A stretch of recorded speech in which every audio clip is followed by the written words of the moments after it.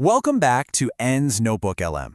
Today we're going to dive into a pretty radical approach to education, and we're getting it straight from the source, Maria Montessori's own handbook. Now, she had this big idea. What if children, if you just give them the right environment, don't actually need to be taught in the way we usually think? What if, instead, they could just unlock their own potential? Let's start by figuring out what a child's real job is. So, what is a child's purpose? According to Montessori, it's not just about playing around or being kept busy. No, a child's main gig is this deep, inner work of building themselves. Every single moment, they are literally constructing the adult they're going to become. And this isn't just about getting taller. It's about wiring their brain, getting their body to work, and sparking their intelligence. Her whole method is basically designed to help them with this secret and incredibly important work. Montessori says this inner work is just as real and just as tough as, growing bones and muscles. She has this great analogy. Think of a child as an immigrant who's just arrived in a totally new and confusing world. They don't know the language, the customs, how anything works. They have to do this huge amount of work all by themselves just to adapt. And just like we need nourishment to grow, a child's spirit needs the right kind of environment to flourish.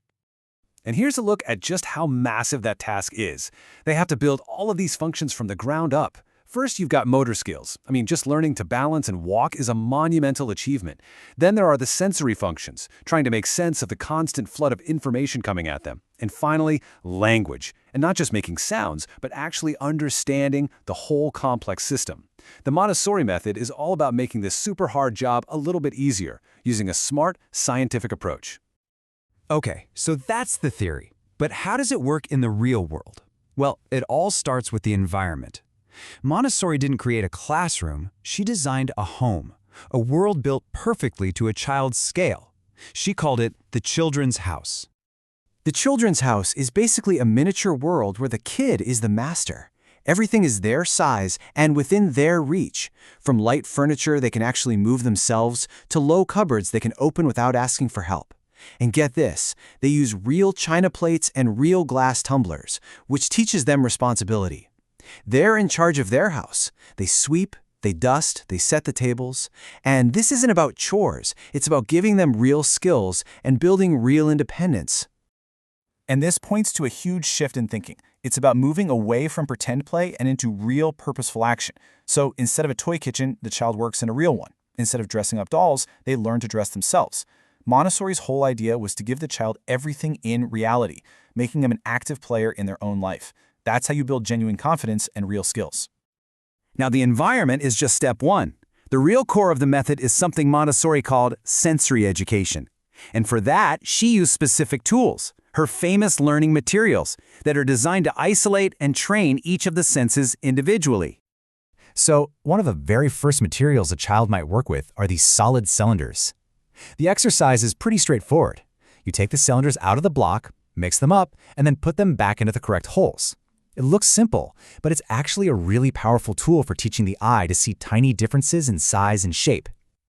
And this shows off one of Montessori's most brilliant ideas, the control of the error.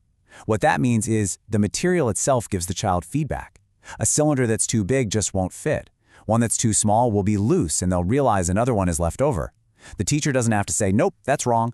The child is driven by their own desire to solve the puzzle. So they observe, they compare, they reason all by themselves. This is where true self-education begins. Okay, building on that same idea, we have the geometric insets. These are designed to help kids recognize flat shapes, squares, circles, triangles, but they add a really fascinating new layer to the whole process. With these, a really important new step gets added. The child learns to trace the outline of the shape and the outline of the frame it came from with their fingers. So it's not just about looking. This specific movement connects their sense of touch with their sight, and that makes recognizing the shape so much easier and helps it stick in their mind. And here's the absolute genius of it. This whole exercise isn't just about learning shapes.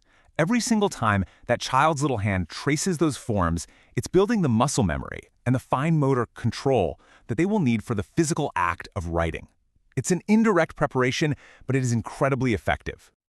All of this careful, sensory preparation leads up to what Montessori famously called the explosion into writing, this moment of spontaneous learning that honestly seems like magic. But how does that even happen, right? How does a 4-year-old who's never been forced to do drills or trace letters over and over suddenly start writing actual words? Well, it all comes down to a really unique two-part preparation. Montessori brilliantly broke the act of writing down into its two separate parts, and she taught them separately. So on one side, you have the physical skill of managing a pen. The child uses these metal inserts to draw outlines and fill them in, which develops the motor control for holding a pencil. Then, completely separately, they learn the shape of the letters using sandpaper alphabets. They trace the letters with their fingers, which builds a muscle memory of the form while they learn its sound. So the hand is trained for control and it's trained for form, but never at the same time. So, after this long time of preparing these skills separately, a moment comes when the child just puts it all together. Their mind knows the sounds, their hand has the memory of the letter shapes, and their body has the control to hold a pen. And then suddenly, totally spontaneously, the child just starts to write. It isn't a chore, it's a discovery. A powerful, joyful explosion of an ability that's been quietly building inside them for months.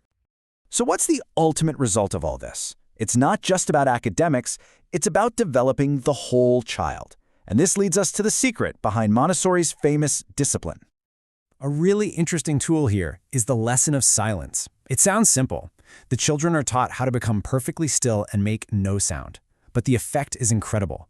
In that deep silence, their hearing becomes so much sharper, and they start to notice subtle sounds they never heard before, like a clock ticking or a bird outside.